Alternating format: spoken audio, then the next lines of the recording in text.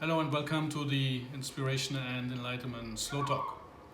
Today I'm going to talk a bit about parenting. I want to begin with having a closer look at what it means to be a parent. Actually, a parent plays multiple roles.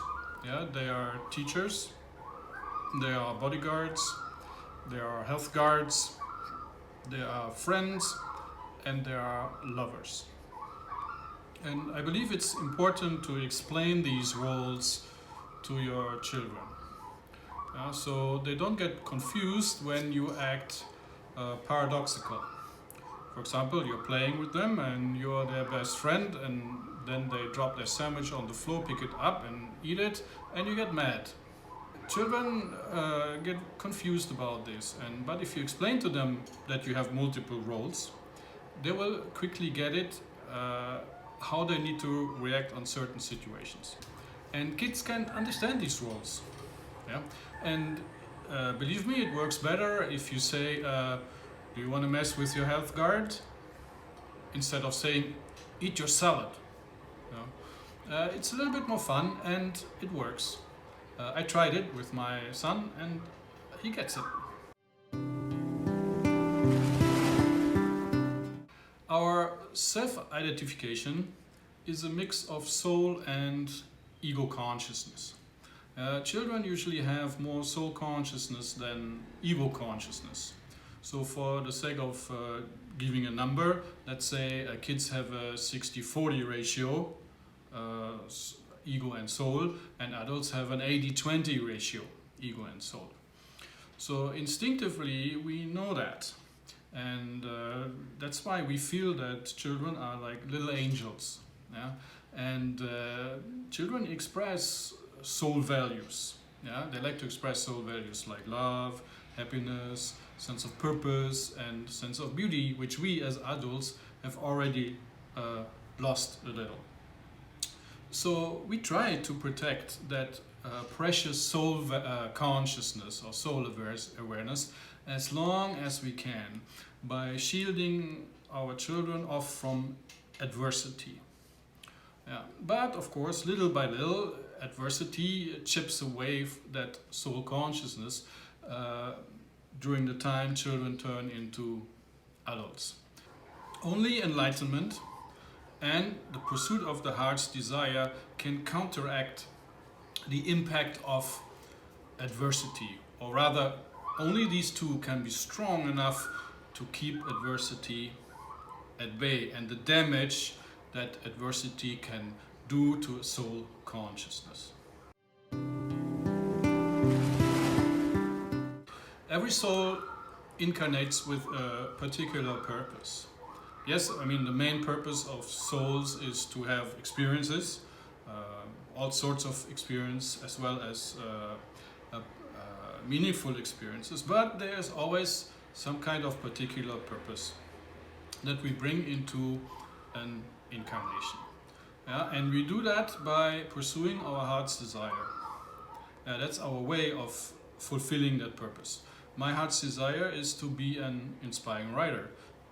What is your heart's desire? Yeah? And I believe that children can pick up their heart's desire at a very early age. I'd say age 6. Yeah? And it's the parents' job to help the child to identify their heart's desire and to pursue it.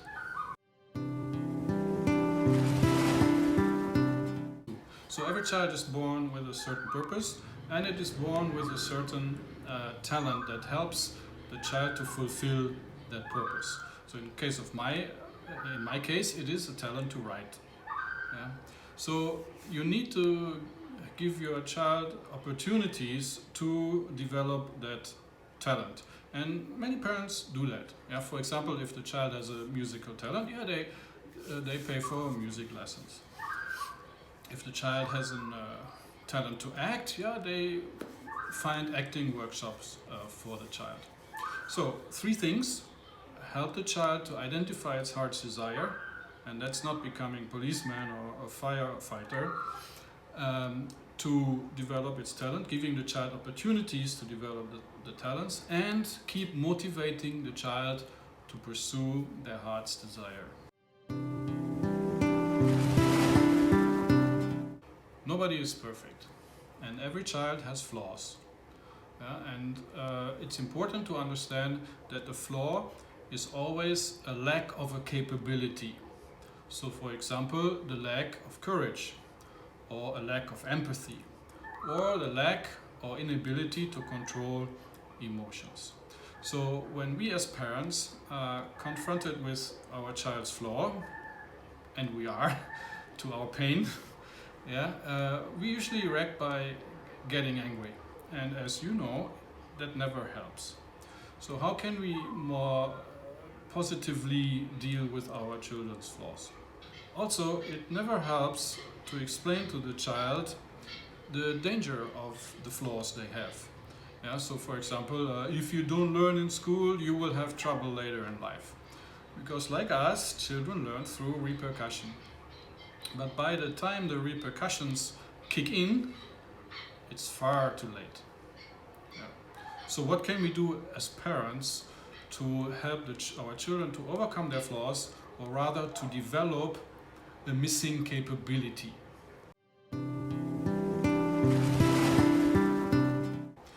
The only way of overcoming a flaw and developing a missing capability is by establishing habits. If we manage to establish habits in our children at an early stage, they will become automatic. And then when they are older, these habits will save them. Will save them in critical situations. So how do we usually try to establish habits? Through punishment. Do this or you will get threats. Do this or you will get punished. And as we all know, it doesn't work very well. So a better way is of rewarding your child for doing the things that are hard for them to do.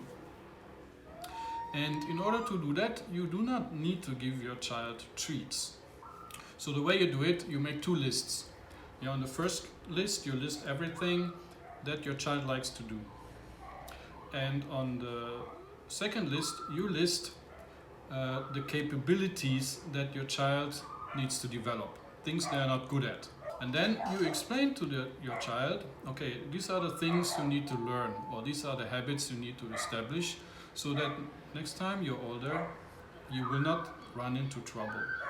These are your flaws, these are your weaknesses, and you somehow have to turn your weaknesses into strength. And then you simply tell them, if you do the things you need to do every day, if you do the training every day, you are rewarded with the things you like to do. So for example, if the child likes to watch YouTube, you say, okay, you make your bed first in order to establish a habit of being orderly. You learn 1 hour music first, you train chess first for 1 hour, and then you are rewarded with everything you like to do. This does two things. The first thing is that you help your child to develop missing capabilities. And the second thing is that you establish a basic habit within the child, which is a do what needs to be done, reward habit. So the child learns, okay, I do what has to be done, I do the difficult thing, and then I'm rewarded to that. If you manage to turn that into a habit, it will serve your child for the rest of its life. Thank you for watching this episode of the Inspiration and Enlightenment Slow Talk. Please help spreading the light with a like and a share, and don't forget to subscribe. Love and light.